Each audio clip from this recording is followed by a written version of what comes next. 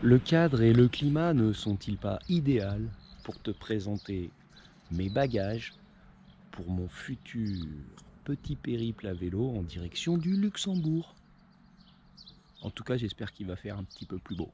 Sinon, ça va être la grosse galère. Allez, soyons fous, commençons. Et ce n'est pas l'habitude dans ce genre de vidéo, par le matériel qui me permettra de couvrir et de documenter cette aventure que se retrouve réunie ici et dont tu vas voir qu'il est assez basique. Tu trouveras, oui, c'est une trousse de toilette qui va me permettre de tout ranger. Bien évidemment, chargeur et câble si jamais je trouve une prise électrique. Le petit livre électronique pour les grands moments de solitude à l'intérieur de la tente. J'ai également la version papier avec un carnet et un crayon pour noter ma liste de courses ou mes impressions. Et puis le matériel de la GoPro, que tu ne vois pas puisque je l'ai en main pour te filmer ça. Chargeur rapide et 2 batteries. Carte mémoire, en veux-tu, en voilà.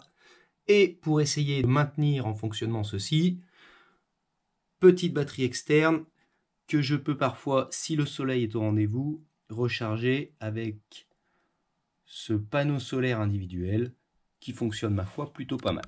Bien évidemment, pour m'orienter et pour quantifier mes déplacements, le GPS Garmin et le téléphone portable pour lequel j'ai fait une entorse à ma radinerie habituelle. Je suis passé du forfait 2 € free à 10 €, mais qui me permet d'avoir un petit peu internet. Voici donc la place occupée par ce matériel électronique. La partie bivouac, car j'essaye d'être un maximum en autonomie, tu l'as deviné à partir de l'image du chargeur solaire. Dans un magnifique sac de plongée à 5 €, une tente, une place, un matelas gonflable de qualité, le duvet pour les cas de grande fraîcheur ou le fameux sac à viande pour les cas de grosse chaleur, un pyjama, bien évidemment la frontale et la paire de tapettes relaxantes. Et tout ça donc regroupé dans un seul sac, ce qui me permet, expérience des années précédentes oblige, de passer en mode installation du camping sans avoir à déballer toutes les sacoches. Malin le lynx. Voilà donc ce que ça donne une fois que c'est tout rangé à l'intérieur. Et je te montre plus tard son installation sur la monture. Alors, beaucoup moins intéressant mais important quand même. Quand tu pars en voyage, tu as des bagages et tu as une partie vestimentaire. Ici, ça pourra prêter à la critique. J'emmène beaucoup de choses alors que tout le monde sait que sur une cyclo, le poids est quelque chose d'important. Tout simplement parce que je profite de cette cyclo pour passer voir des copains perdus de vue avec qui j'ai envie de passer un petit peu de temps. Et passer un petit peu de temps dans sa tenue cycliste, c'est pas forcément le plus convivial.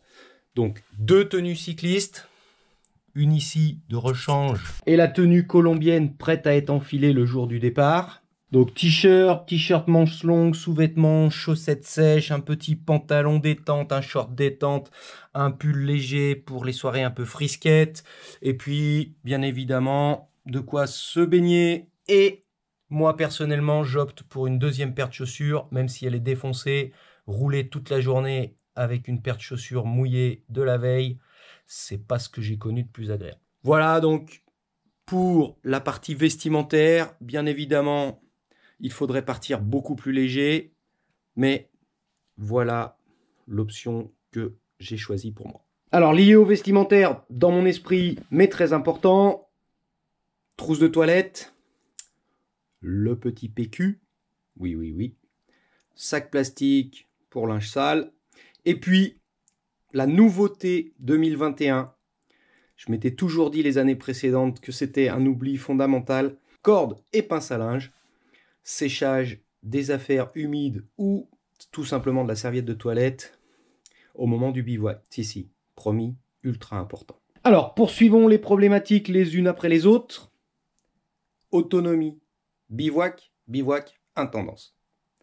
Côté pratique, réchaud, tête de réchaud mini et sa réserve de gaz.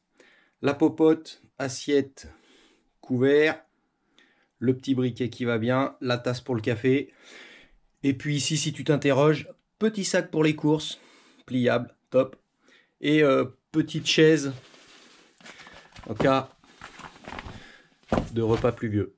Ah ben j'oubliais, c'est tellement la nouveauté 2021 que je l'ai oublié. Le thermos, et oui, une journée sur ton vélo, sous le vent et la pluie, peut être une journée frigorifiante. Donc ce petit thermo de cette année va me permettre de chauffer plus d'eau le matin et de pouvoir donc boire quelque chose de chaud si jamais le besoin s'en fait ressentir. Alors, autre sujet qui peut porter à polémique, même si tu as bien compris que je te présente ici mon organisation personnelle, je vois pas bien où il y a polémiquer. Si quelqu'un fait autrement, grand bien lui fasse si c'est adapté à ce qu'il a besoin. Donc cette autre polémique, elle peut venir sur la quantité de nourriture que j'emmène.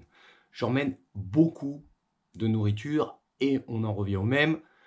Quand tu fais un voyage cyclo, plus tu gagnes de poids, plus ta vie va être agréable. Pourquoi j'emmène beaucoup de nourriture? Pour deux raisons principalement. Premièrement, je fais des très longues distances, enfin des longues distances pour moi, entre 80 et 150 km par jour. Et c'est vrai que je planifie pas toujours l'existence d'une petite supérette ou d'un magasin d'alimentation pour prévoir mon repas à midi. Et tu peux vite perdre du temps à chercher. Première raison, pas forcément valable, mais c'est une de mes raisons. La deuxième, c'est que quand tu es seul, que tout ton matériel et toute ta vie est sur ton vélo, t'arrêter devant un magasin, c'est toujours multiplier les risques. Il ne m'est jamais rien arrivé, mais je me suis toujours demandé à chaque fois que je franchissais la porte d'un magasin, si j'allais retrouver mon vélo en sortant. Donc tu dois trier les affaires importantes qui doivent venir avec toi, ton portefeuille, ton argent, mais aussi l'équipement électronique, parce que tu ne vas pas laisser la GoPro sur le guidon, etc. Donc procéder à des achats sur la route n'est pas la chose la plus facile. Donc j'emmène beaucoup de nourriture. Évidemment, ça me crée plus de difficultés puisque je pars extrêmement chargé. L'avantage, c'est que je consomme petit à petit et que je suis donc de plus en plus léger au fur et à mesure où mes forces diminuent. Alors, je ne fais pas dans le détail, mais bien évidemment, j'ai découvert qu'un effort de longue durée sur un vélo demandait une alimentation énergétique assez régulière. Je me suis fait surprendre la première année. Donc, les petites barres, les pâtes de fruits, tout ce qui va bien. Ne pas hésiter sur les fruits secs. Et puis cette année, je me tente une petite gourmandise, le Power Gel, et puis les petites tablettes qui te donnent la patate. Sinon, petit déjeuner, je te conseille le café en poudre. À dosette individuelle, c'est pas bon pour la planète, mais niveau pratique, c'est quand même pas mal. Et puis les valeurs sûres, le couscous qui cuit vite, un ou deux plats lyophilisés, la petite salade de thon qui va bien, le maquereau. Normalement, les puristes, c'est sardines vache qui rit, mais je préfère le maquereau. Et puis, les petites pâtes instantanées, les ramen. Voilà, avec ça, je vais tenir les 4-5 premiers jours, bien évidemment. Et puis, je profiterai d'arrêts plus longs pour renouveler le stock. Alors, question pratique, je mets tout ça dans un beau sac. Ça tiendra mieux dans la sacoche et ça ne s'éparpillera pas partout. Mais en fait, ce qui me met vraiment dedans, tu l'as compris, je reviens de Colombie, je passe voir sur ma route des amis qu'on va pas dire perdus de vue, mais que je n'ai pas vus depuis longtemps, et ça me fait extrêmement plaisir de leur ramener un cadeau colombien. Le top du cadeau colombien, c'est le café, surtout le café Montañeros. Je t'invite à voir la vidéo qui s'affiche en lien, si tu veux connaître un peu l'histoire de ce café, plus quelques jus de fruits concentrés locaux, comment te dire, maracuya, c'est-à-dire fruit de la passion, tu connais à peu près, le guanabana, tu connais peut-être un petit peu moins.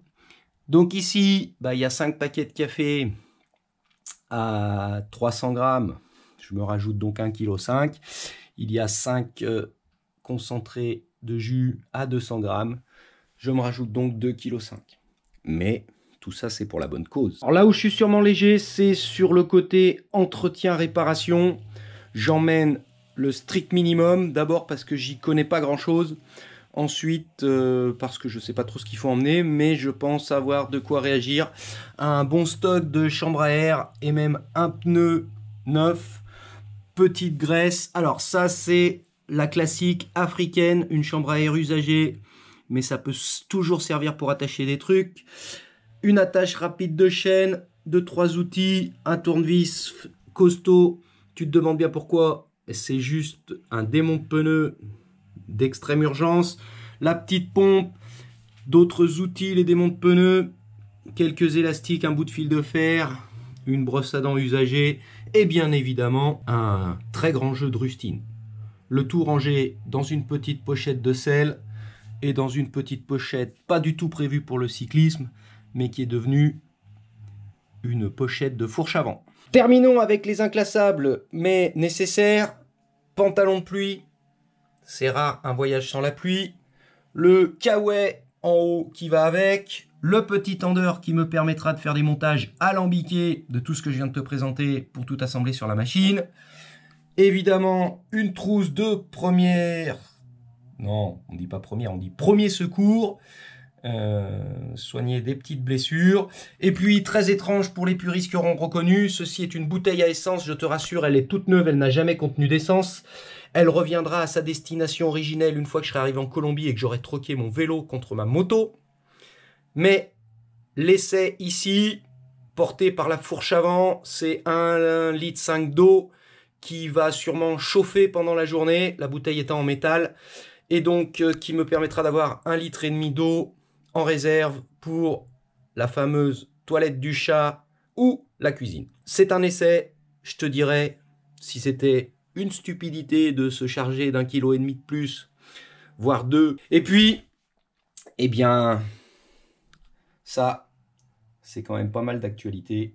Je vais prendre avec moi quelques masques et ma petite bouteille de gel, histoire de respecter ou de continuer à respecter les gestes barrières. Ah, et côté administratif, donc on en termine. C'est plutôt assez simple. Une carte d'identité pour justifier de son identité, du cash pour acheter à manger, 2 cartes bleues. Ça, c'est une habitude colombienne, enfin c'est une habitude d'expatrié. Tu sais qu'il y a toujours une carte qui se bloque et que t'es pas dans la mouise. Donc 2 cartes bleues, une carte vitale, on ne sait jamais. Et puis le plus beau, c'est ma carte de kebab. Non, c'est pas une carte de kebab. C'est la carte qui prouve que j'ai bien reçu 2 doses de vaccin.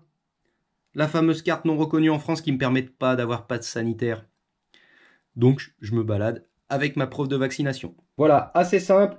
Et évidemment, c'est pas ce qui est le plus lourd. Alors, il reste cependant une donnée importante. Pour ta curiosité et pour mes connaissances, c'est le poids de tout ça.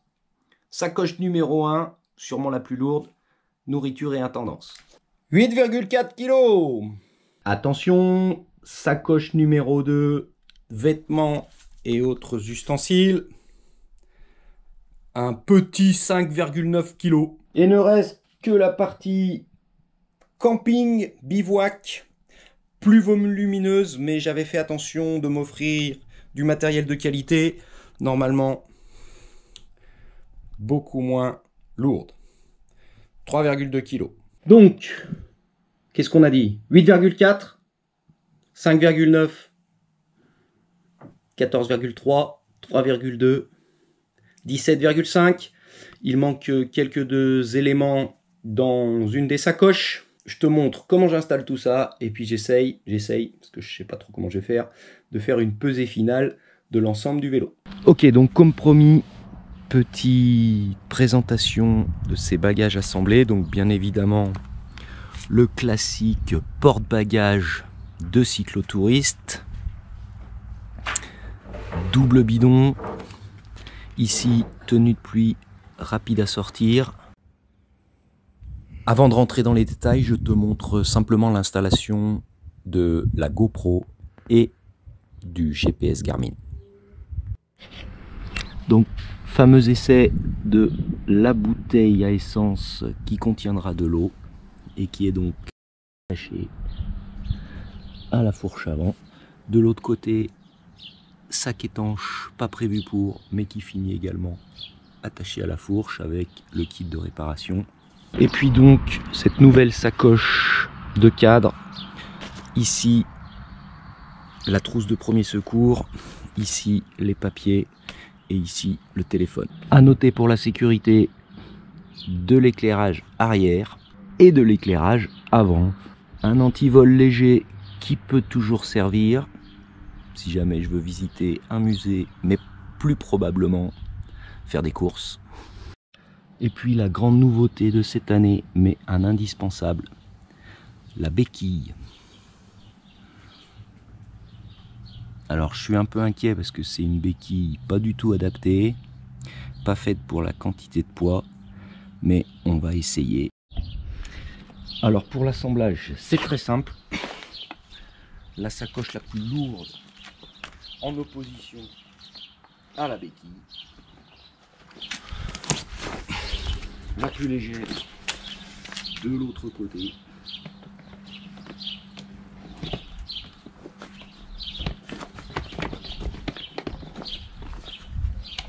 Et puis ce fameux sac de camp.